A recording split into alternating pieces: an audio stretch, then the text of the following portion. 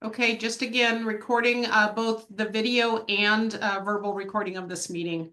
Raina, take it away. Good evening, everyone, and welcome to Smart Coast California's Virtual Policy Summit. I'm Raina Stapleman, the 2025 president of Smart Coast California, and on behalf of our board and leadership team, I want to thank you all for joining us tonight. Can we have the first slide? There we go. Smart Coast California was,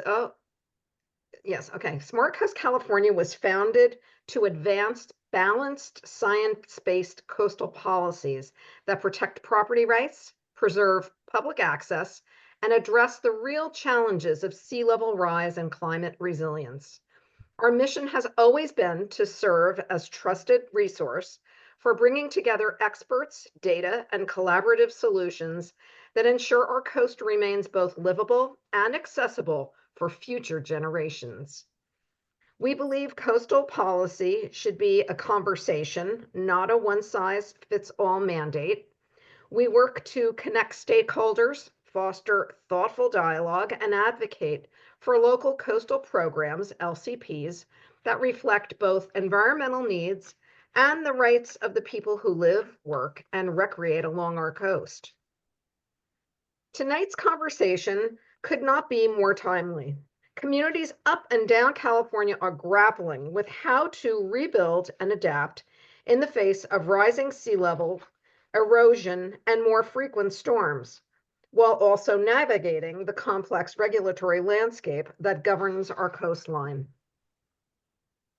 With that in mind, I am honored to introduce our speaker, Don Schmitz, who will lead us through tonight's topic, Navigating the Coastal Rebuild.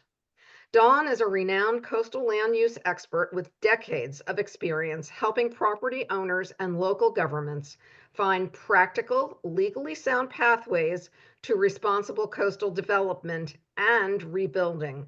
His insights are informed by years of working on the front lines of California's most challenging coastal issues, and he brings a deep understanding of both policy and practice when it comes to protecting our coast while ensuring communities can recover and thrive. We are thrilled to have Don with us this evening to share his expertise and guide us through what is sure to be an engaging and important conversation. Thank you again for being here and for your commitment to the future of California's coast. Please join me in welcoming Don Schmitz. Well, good evening, everybody. Thank you for attending. I see a lot of folks I know, a bunch I don't know, including some very renowned experts in their own right. I'm very honored to make this presentation tonight. I hope it's going to be informative, and we have a lot of ground to cover. And I want to try and make sure that we get some time for a Q&A at the end. Next slide, please. And I would note that I clearly need to get an updated picture. The wife decided a little while ago that the beard needed to go, and she's, of course, the most important vote. So here's really the brains behind everything. This is my associates. I look passable in a tie, but there's more graduate degrees and doctorate degrees and such that you can shake a stick at in this picture. I'm very proud of all of them, and all the work that we do on an ongoing basis is driven by my associates. I just want to give them a shout out. So next slide, please. So obviously, the catalyst for this conversation is the Palisades fire. I could have given 20, 30 stark pictures, but I think that you have all seen them. But this is the worst fire on an economic standpoint, not in regards to loss of life, although that was horrible as well. It began on January 7th. They got it 100% contained on January 20th. It burned 23,000 acres. It destroyed 6,837 acres, approximately. Another 973 were damaged.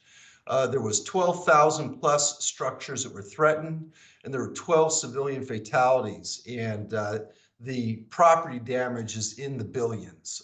This, coupled with the Eaton fire, is the most expensive and damaging fire in California history. Next slide, please. So one of the things that's very important to understand, and one of the main topics here, and we're going to be focusing in on the aspect of the areas that were destroyed and damaged in the coastal zone. Now, the Coastal Act was adopted by the legislature in 1976. And under Section 30610 of the Coastal Act, it lays out a number of exemptions. They're not all disaster replacement exemptions. There's exemptions to existing single-family homes and things of that nature. But what's of critical importance for tonight's discussion is the so-called disaster replacement exemption. Now, this is something that is reflected in many laws up and down the state, not the least of which is the California Environmental Quality Act, Section 15269 of CEQA also exempts the replacement of structures that were destroyed in a natural disaster from the California Environmental Quality Act. And you can see here that under this section of the Coastal Act, it specifies that the replacement structure shall conform to the applicable zoning requirements, shall be for the same use as the destroyed structure, and shall not exceed either the floor area, height, or bulk of the destroyed structure by more than 10%. Next slide, please. So this is something that is faithfully carried down the line in regards to local coastal programs. We're still looking for that next slide, Krista. Up and down the state of California. Now this here is from the City of LA Municipal Code. You can see that the director can issue exemptions from the local implementing policies for structures damaged or destroyed by disaster. I put this one in first because the Palisades fire, but the city of Los Angeles is different than other municipalities and counties up and down the state. It's like its own country. And so it doesn't exactly have a local coastal program, although there's some places like Venice where they have LCPs for that specific area, but it goes right in their zoning code. But you can see that this very closely reflects what's in the Coastal Act itself. Next slide.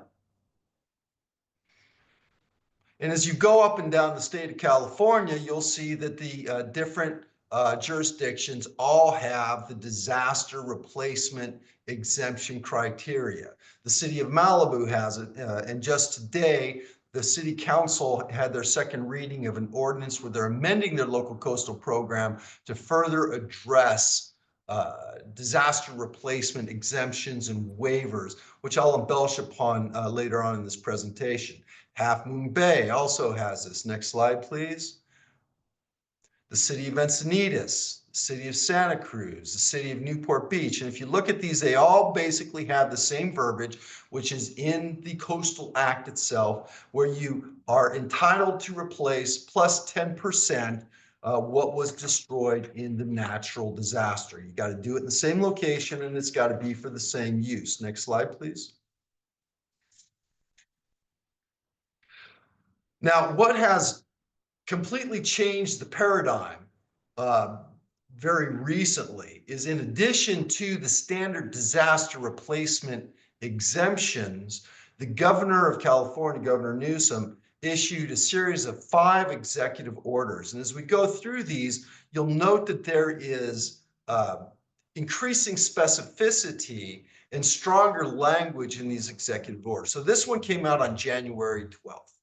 And candidly, it was a bit of a yawner because you can see it states that to repair and restore structures damaged and destroyed by the Pacific Palisades fire, he waived the California Environmental Quality Act and he waived the requirements for a coastal development permit. Well, as I just showed you, that was already the law. Now, I'm going to take a moment here to say that the governor's office and a number of other elected representatives were very, very involved in listening to local officials on the Palisades fire damage. The mayor of Malibu was meeting with Supervisor Lindsay Horvath from the 3rd District from the County of Los Angeles. Senator Ben Allen was in many of these meetings. Assemblywoman Jackie Irwin was in many of these meetings, along with directors of public works and water districts and such. And so I was involved in feeding information and feedback to these notables who were working to try and make sure that these communities were able to rebuild in a timely fashion. Next slide, please. So the next executive order, or this one specifies 110% of the footprint, which is again right from the law. Next slide, please. And then on the 16th, this is important because this executive order specified that a certificate of occupancy for an accessory dwelling unit that was destroyed or damaged in the fire would be given before the main house was rebuilt. Now, this was something very important. When you hear the word accessory dwelling unit, that means it's accessory to the single family home. This was designed by the governor's office and the other elected officials to get people back onto their property, make sure they had a roof over their head just as fast as humanly possible. So the governor exercises authority to specify somebody could live in the accessory dwelling unit before such time as the main house itself was completed. Next slide, please. So on the 27th, this executive order came out, and this was extremely powerful. And says all statutory exemption criteria for seeking an exemption to make any submission to the Public Resources Code, this is the Chapter 3 policies of the Coastal Act, are suspended. And it went on to say that the California Coastal Commission is directed to avoid taking any action that interferes with achievement of the purposes of the relevant paragraphs here. This was very, very strong. And it was unprecedented, and I've been doing this for a very long period of time, and I've never seen anything quite as strong as this. And I've met with the executive director of the Coastal Commission and various coastal commissioners, and they understand clearly the intent of the governor that they are not to interfere in regards to the rebuilding of these homes, businesses, and of the rebuilding of these communities. Next slide, please. So this executive order came out on February 13th, and this speaks to new accessory dwelling units for where the primary residence was damaged or destroyed, shall also be exempt from the coastal development permit requirements of the Coastal Act. So the 10% expansion of a replacement structure was expanded to include a brand new accessory dwelling unit, once again designed to get people back into their homes. And this is D here is one of the components which was most important to me. Supportive infrastructure, including but not limited to foundation systems, utilities, and driveways that is necessary to construct, install, or use these structures and facilities, is also exempt, because the problem that we have experienced in these disasters historically is that although the structure itself is exempt from the coastal development permit, if somebody needs to grade in a new driveway, a greater width because the fire department requires it, if they have to put in a new septic system, if they're on the beach and they have to put in a seawall to protect the new septic system, or they have to put in a very large foundation, things of those nature, people would be caught up in that requiring some level of coastal review, coastal development permit. So although the exemption criteria for the replacement of the structure was codified in law back in 1976, that other supportive infrastructure was something that tripped a lot of people up. In fact, there's folks who lost their homes. I'll pick one in the Old Topanga Canyon firestorm in 1993, 94, that have not been able to rebuild under an exemption criteria because of this right here. Next slide, please. And the executive order went on to continue that to the extent any provision of the Coastal Act or local ordinance authorized provides otherwise, it is suspended. And this pertains to the expiration of coastal development permits that were issued before the disaster. This is to create breathing room for the community to rebuild. Next slide, please. So the executive order goes on to specify that the reconstruction of these buildings, this is probably a little bit wonkish for a lot of people, they have to comport with the 2019 building code. And building codes, by the way, are something on the working drawings which are not waived. You're going to have to meet the building code standards and get building permits to rebuild these. We're talking strictly about exemptions to the planning process of a coastal development permit. The 2019 building code is still very strict, but there's a little bit of latitude in here, which provides us some additional breathing room for those who are seeking to rebuild their homes. Next slide. This one is very, very important, and it's a proclamation of a state of emergency. And this is a different subject, but obviously immediately relevant. And I think that this is going to be the next big thing, which you'll hear in my presentation, which you would expect to see. The discussion's been about everybody rebuilding, but how do we make sure that this doesn't happen again? And so the next slide. That's going to be the next topic as we work our way through this. And I will tell you my professional opinion. I've been a recognized expert on fire safety nationally for quite a while. It's been a big part of my practice.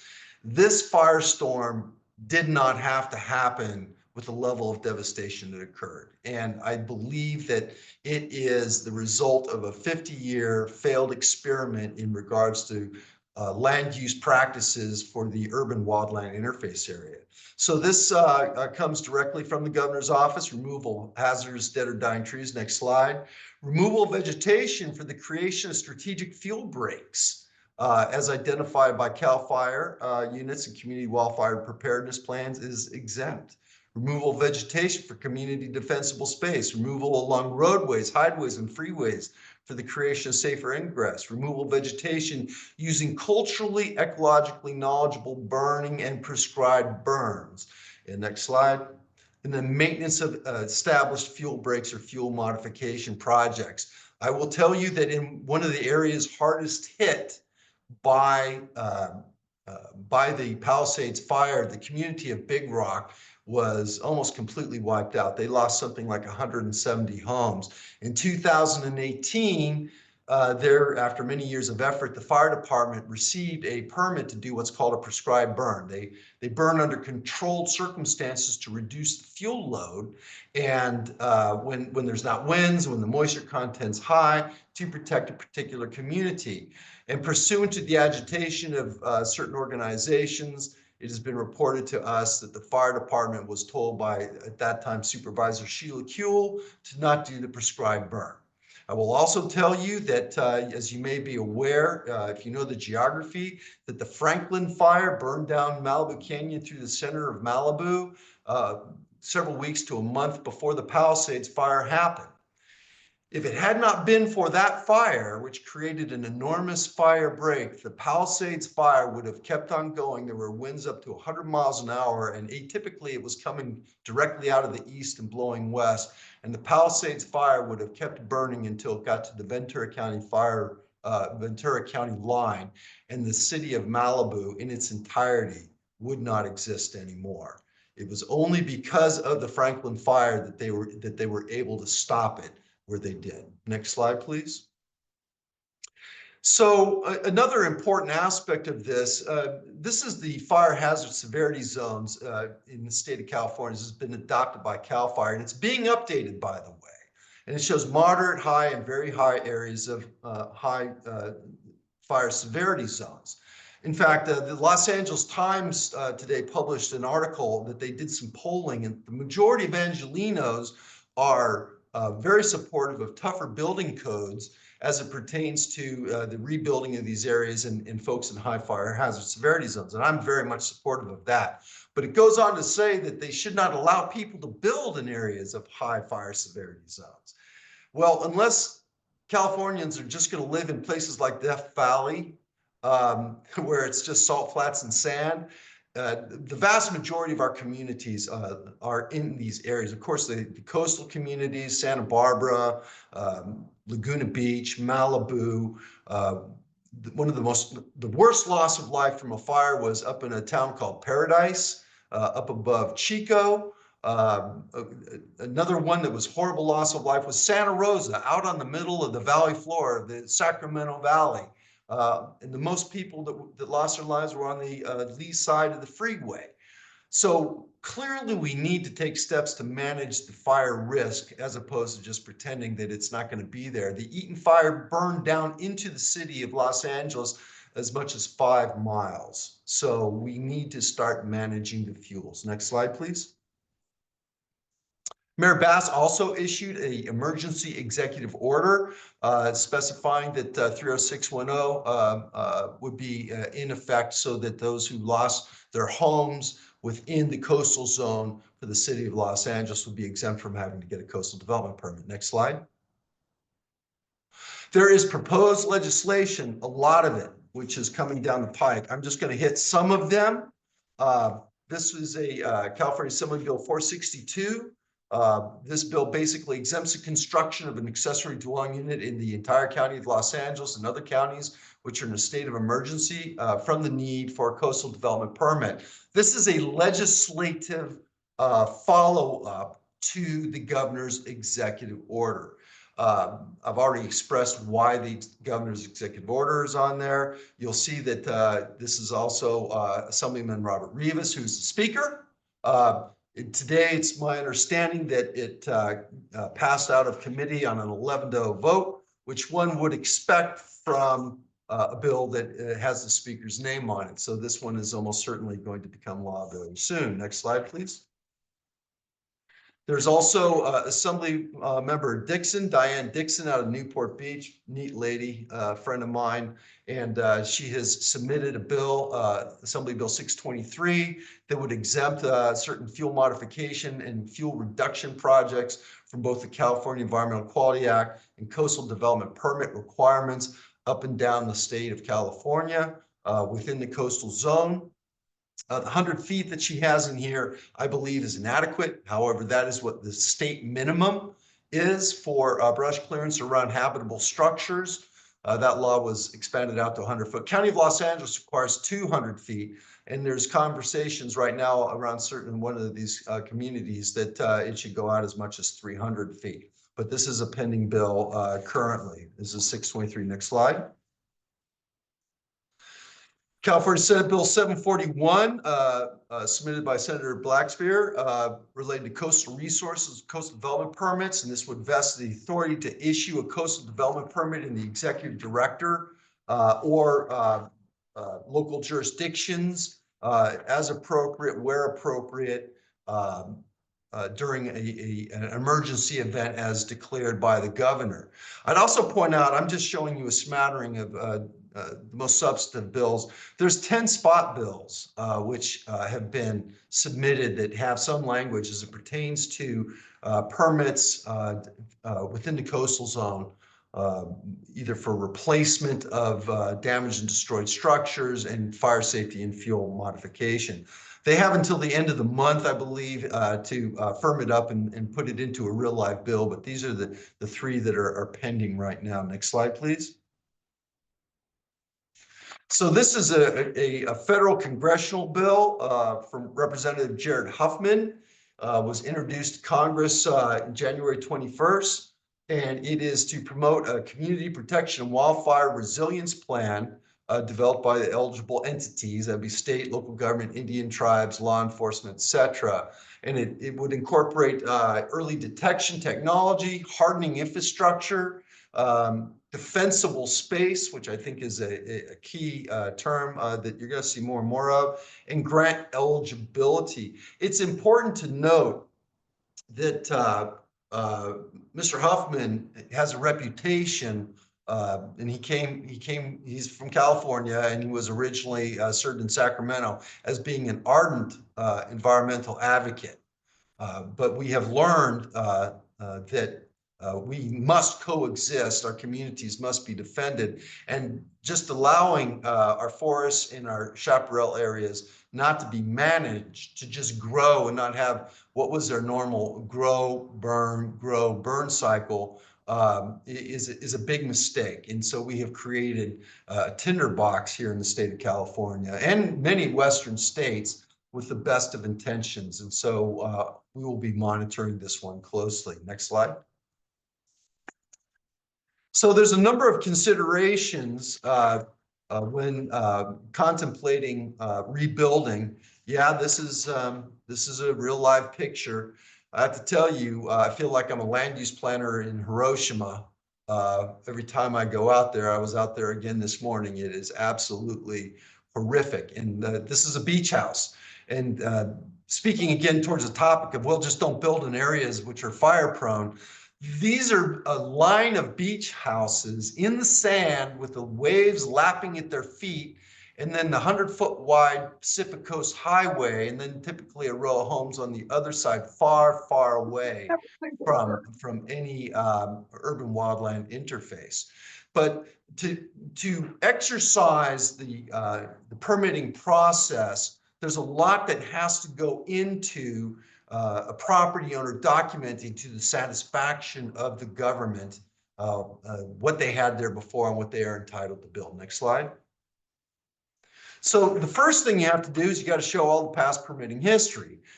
Remember, the disaster replacement exemptions, whether it be just what is codified in the Coastal Act and the local coastal programs, or the governor's executive order, entitles you to rebuild what you legally had there before. And I guess I can tell you that, well, you know, a lot of folks have a little bit more than what necessarily the government permitted, especially if they had a house there for a long period of time, a little bit of this and a little bit of that. So I'm obliged, my firm's obliged, when we're representing somebody, to go produce the documentation as it pertains to what was built there legally. And if you've got building permits, and even better, if you got some old plans or such that you can show, that's wonderful. That's easy. And that's not often the case. The government doesn't keep a lot of the plans and the records. Most folks, when they keep plans, if they have them, if they actually built a house within, say, the last 20 years, guess where they keep them? They keep them in their house, usually in a box in the garage, which is now a pile of ash. So we very often find ourselves where we have limited documentation to substantiate what was there legally. Next slide, please. So then I have to send down one of our junior associates to go digging through the bowels of the assessor's office. I will tell you that once you get past the late 1970s, you are usually not even going to find any microfiche copies of permits that are maintained at the county or the city that you're working in.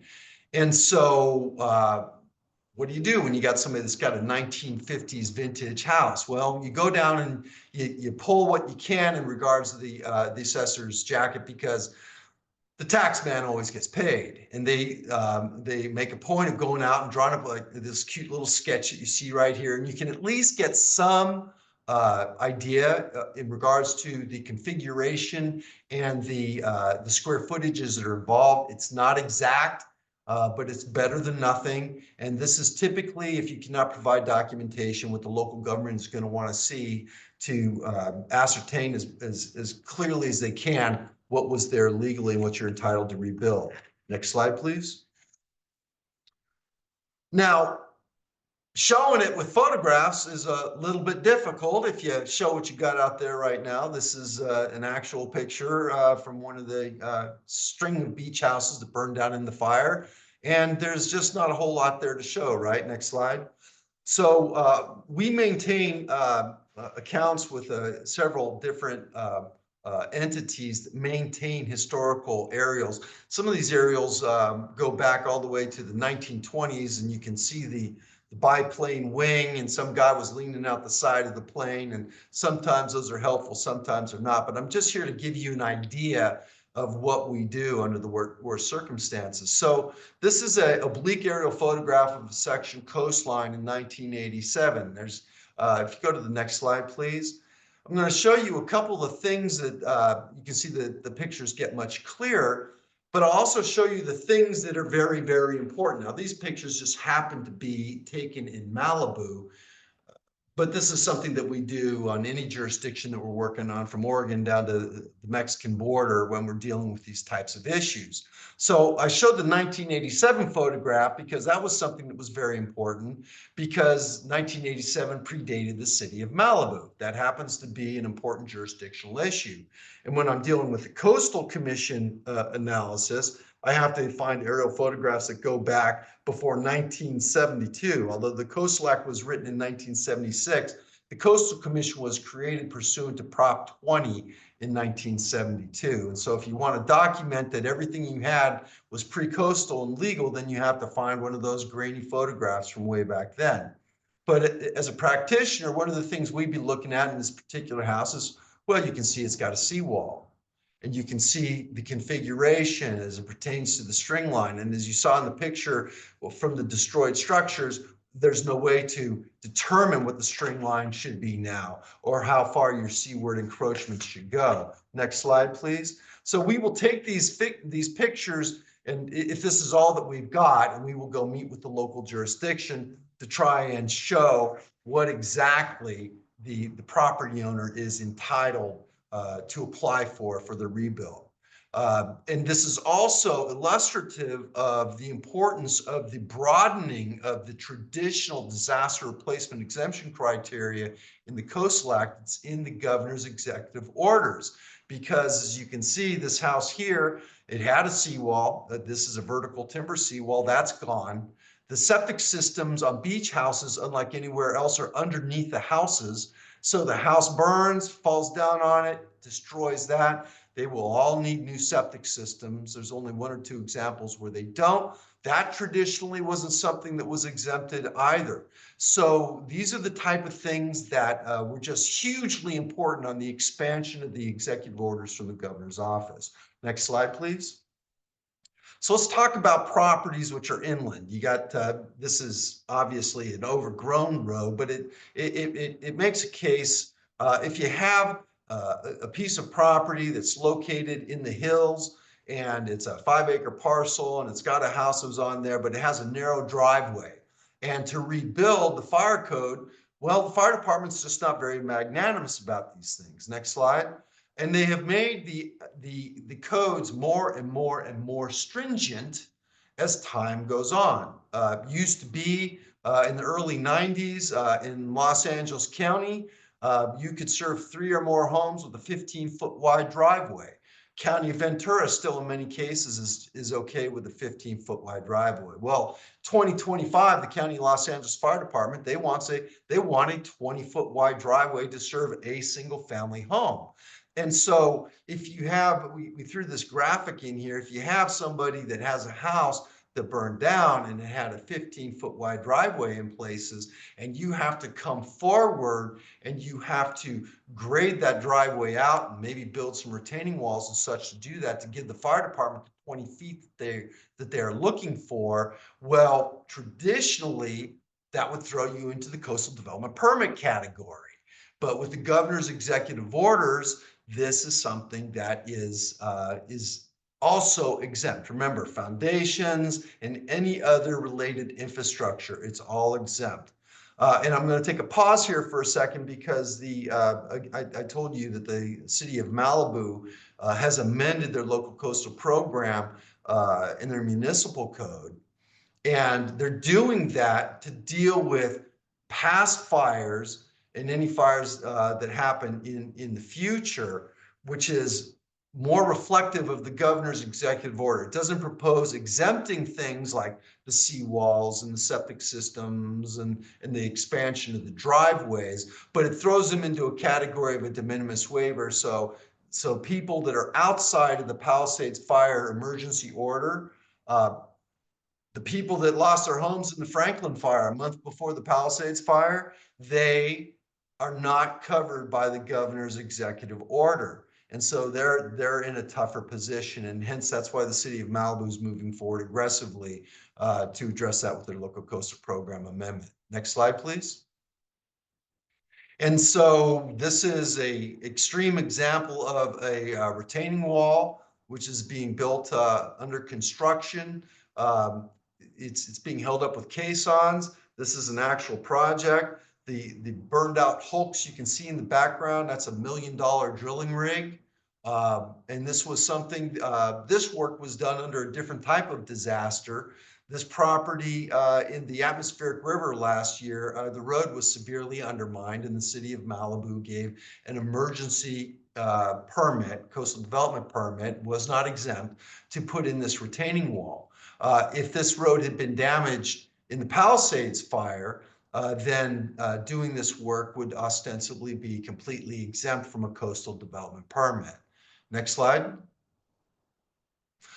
The FEMA floodplains. This is one that is an issue up and down the entire state of California. FEMA stands for Federal Emergency Management Agency, and they did mapping for the VE zone, which you can see mapped on this particular piece of property. This one has an elevation of 19 feet.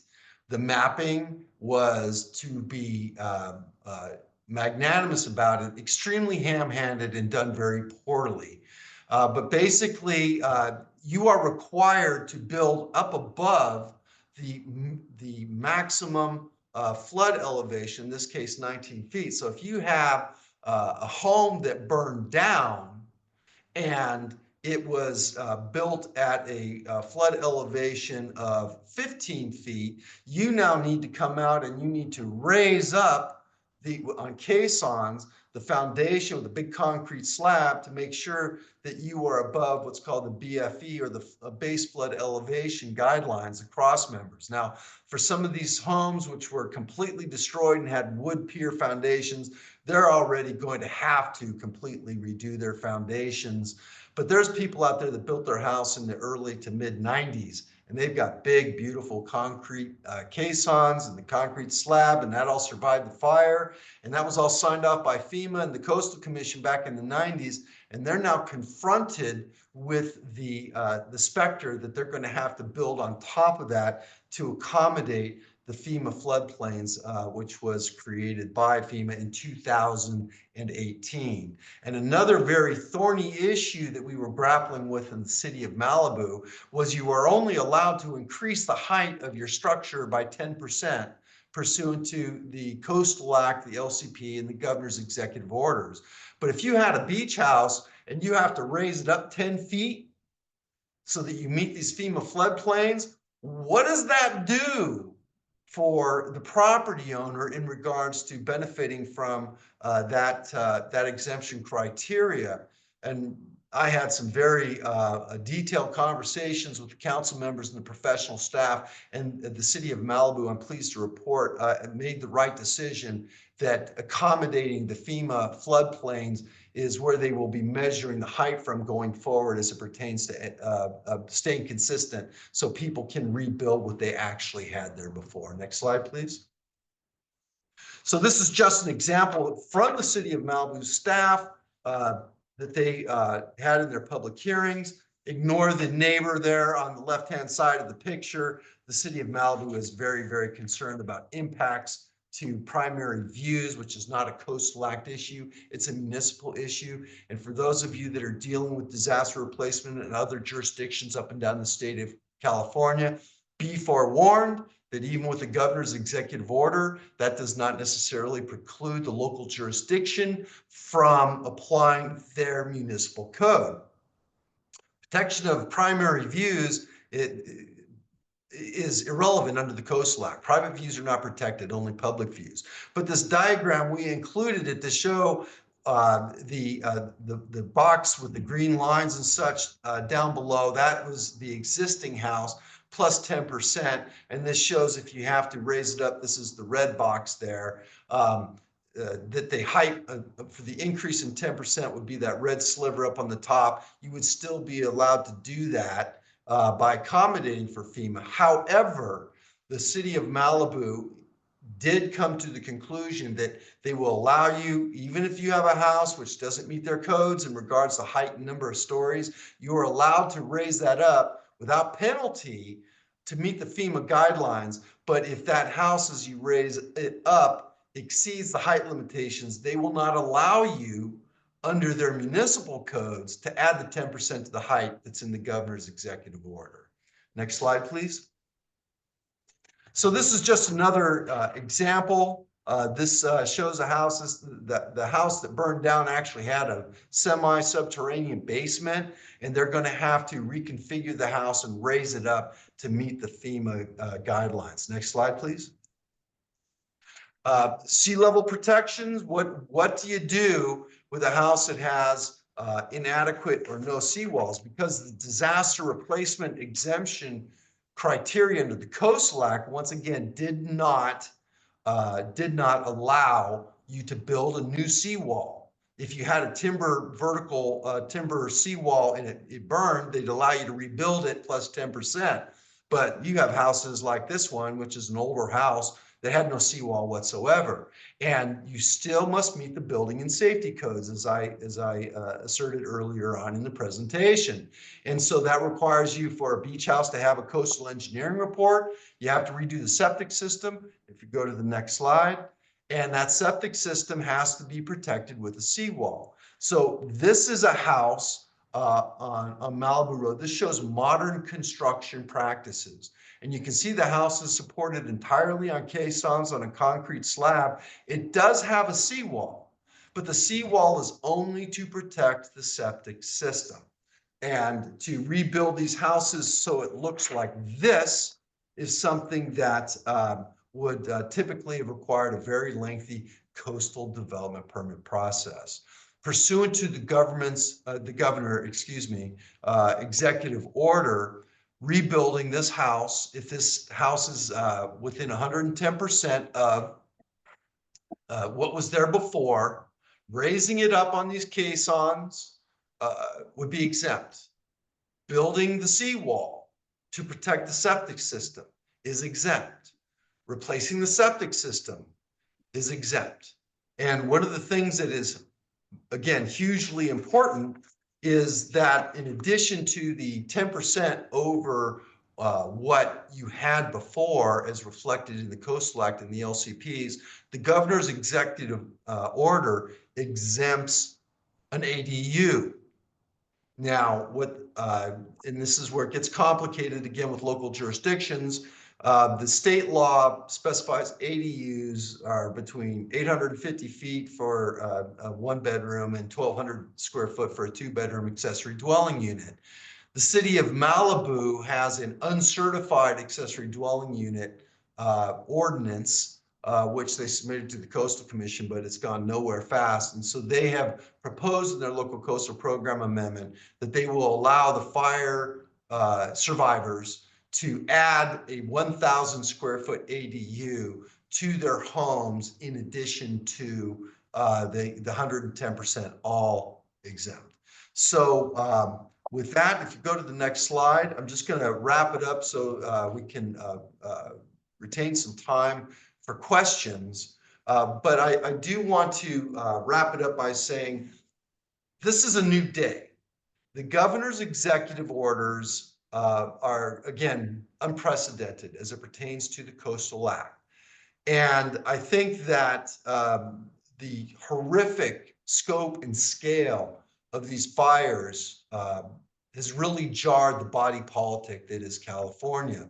And when I say the body politic that is California, I don't mean just citizens, just us citizens, but the elected officials and to a certain degree, the folks who man the trenches in the regulatory agencies.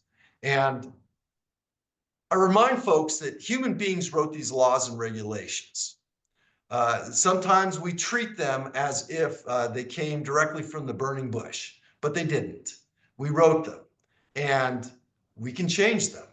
And I think that the governor has demonstrated that there's a whole different perception in regards to how it is that we are going to deal with rebuilds.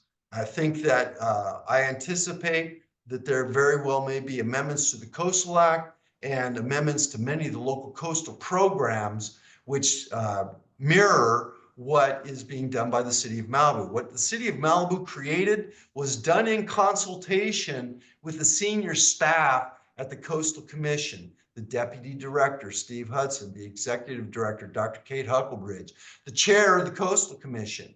And historically, they would not have entertained a de minimis waiver for a seawall or for a septic system on the beach. But I think that they're very smart and seasoned professionals, and I think that they understand that we need to modify our approach in regards to these rebuilds.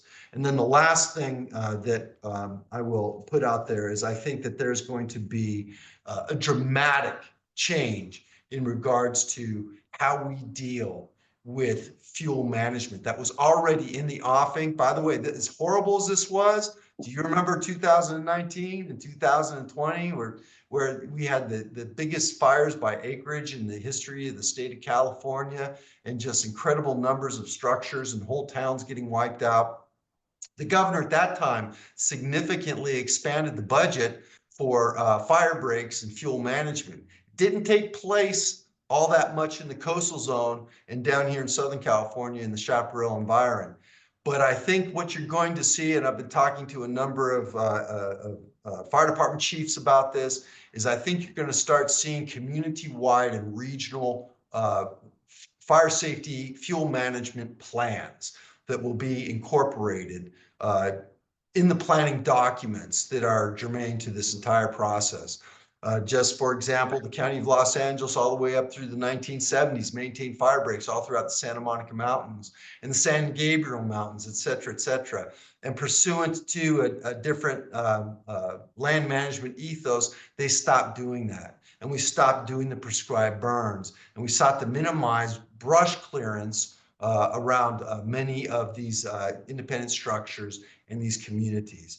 And I suspect that that's something that's going to be a big change. So with that, I will wrap it up. I appreciate your time, and I'm available for your questions.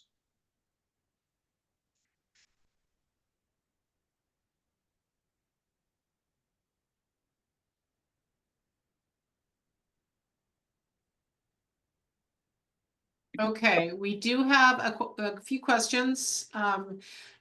Is it possible for both beachfront construction and any sort of worthwhile use of PCH?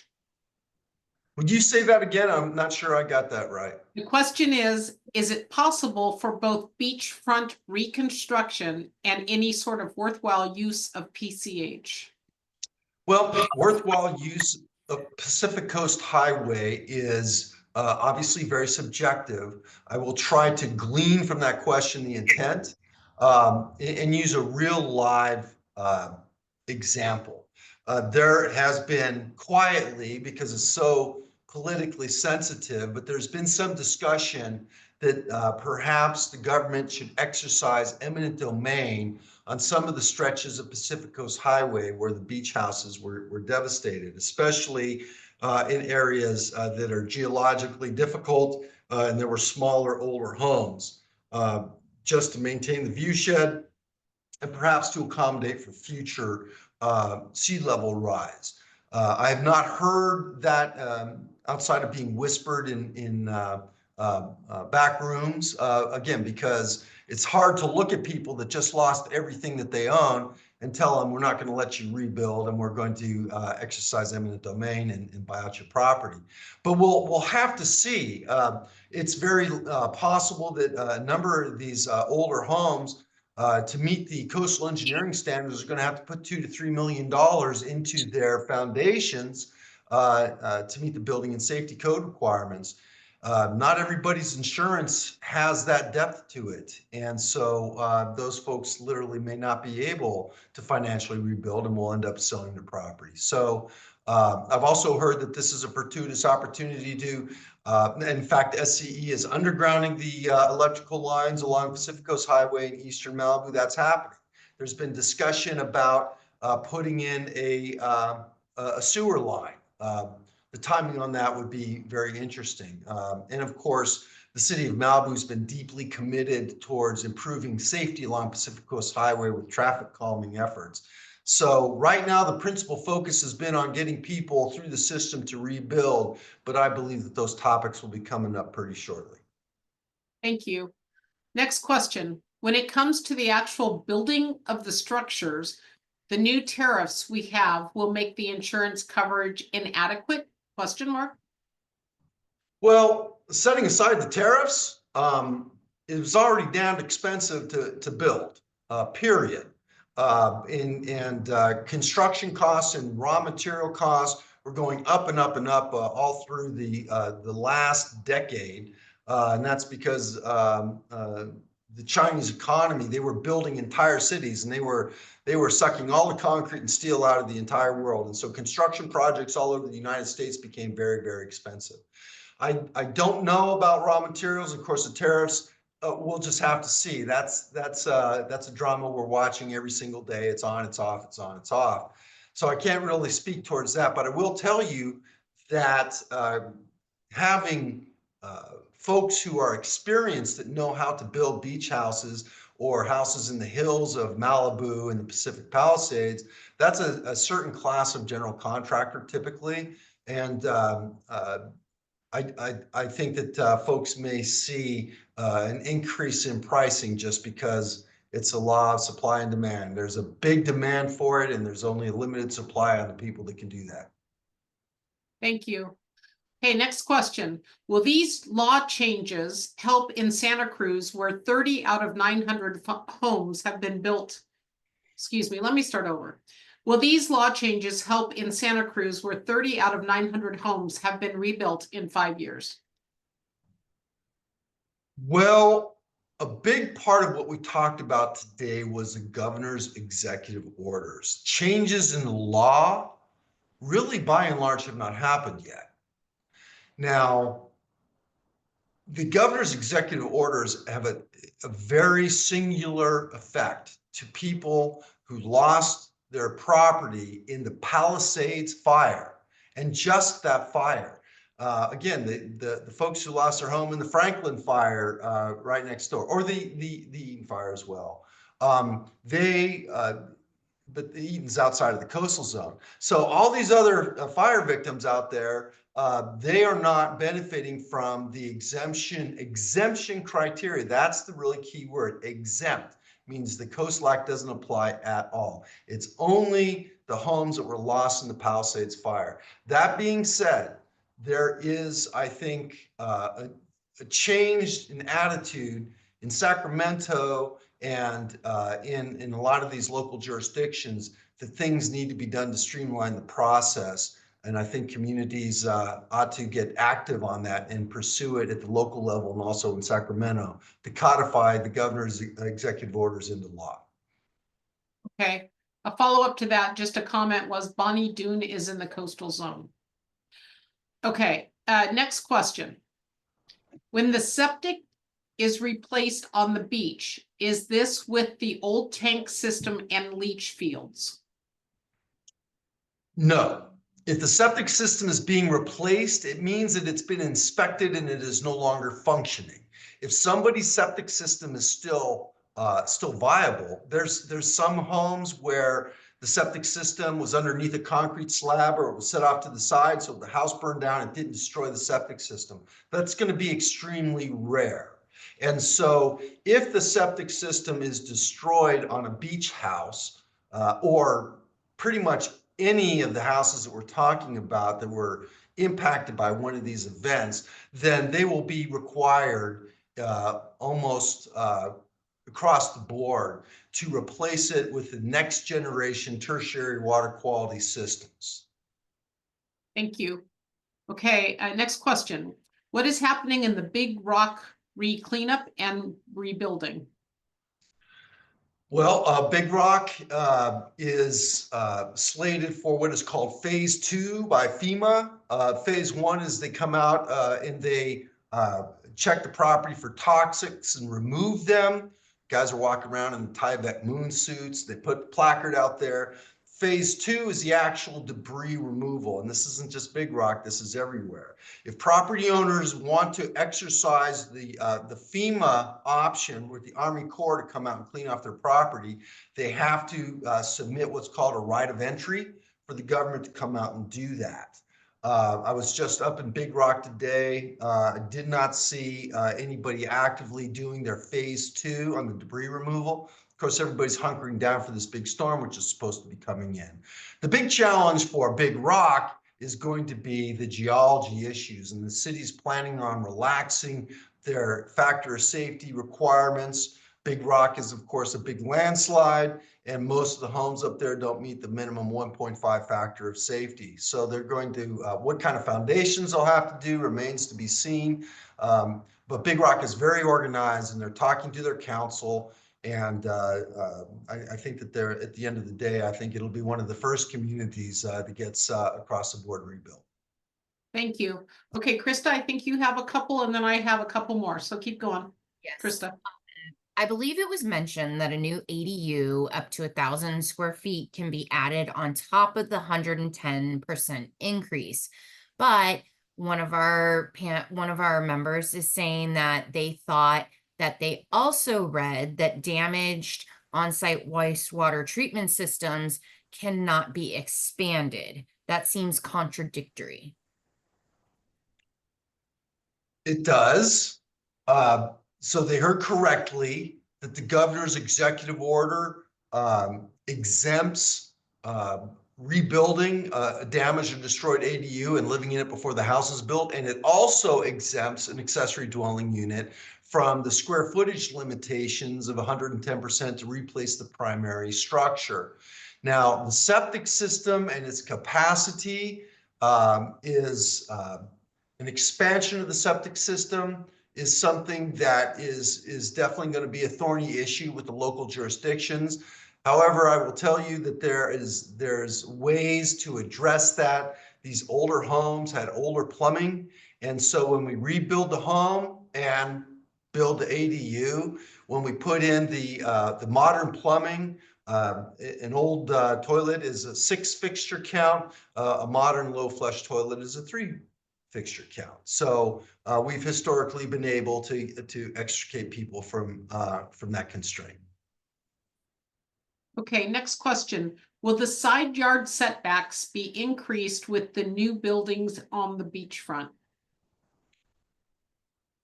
Primarily, no, but in some cases, yes. So the relevant cities are not planning on applying their side yard setbacks that are in their code.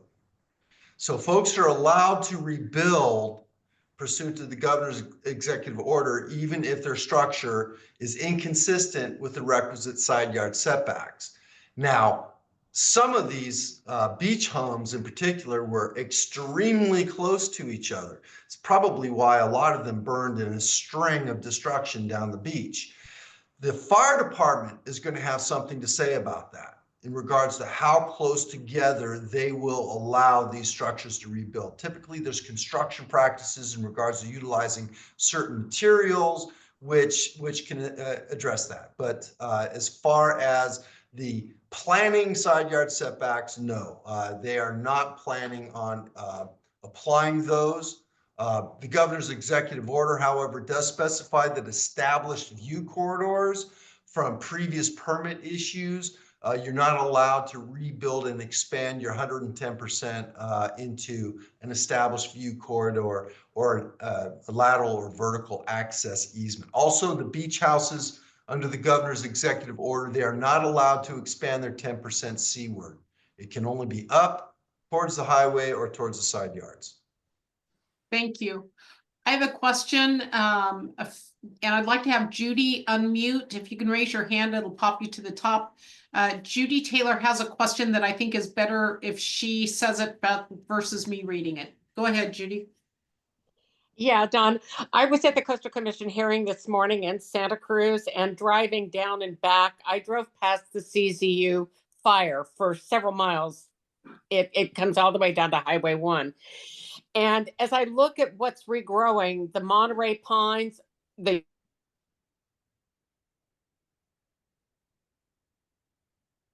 there any energy to reduce fire load and revoting to more natives as a disaster hits an area? Does that make sense? Yeah, now we lost you for part of that, Judy, but I'm pretty sure I got the gist of it. So what you're talking about is fuel management and safe landscaping practices also. So CAL FIRE is amending the landscaping requirements in these jurisdictions. There's a new zone, the 0 zone, around all structures, 5 feet from the structures, no landscaping. They may allow you to put some low-lying succulents or a lawn, but no bushes, nothing like that. Additionally, there's a very strong move as it pertains to, well, use Malibu for an example. They've modified their landscaping requirements. They wanted nothing but natives. And now they've realized that a lot of these natives are fire hazards. And so they're pushing out the irrigated zone to 100 feet from the house. Now, when you're driving down the highway and you're looking at these areas in fire scar, and there's certain species which are clearly more hazardous from a fire standpoint. You mentioned eucalyptus trees and Monterey pines. The eucalyptus trees are on the bad, dumb, wrong list with most of these jurisdictions, unless, of course, they are habitat for monarch butterflies on winter roosting areas, because the monarchs they pick certain trees and they really like them. But when it comes to open area management, whether it be trees that you mentioned or other non-native invasive species like certain grasses, which are very prone to burn quickly, that's something that's going to be by and large part of the state effort. And the governor has tried to increase and has successfully increased funding in regards to that. But as I said earlier on, I think what you're going to see is community-wide management plans, and management plans that aren't a one and done, but with fire breaks, prescribed burns, things of that nature, so that we manage the fuels to slow these fires down before these monsters come right down into the communities. Thank you. I appreciate that. And then we're right at time. We're 3 minutes over. Doug, you had a question, a hand raised, and then you put it down. Do you have a quick question before we wrap this meeting? Doug Carroll.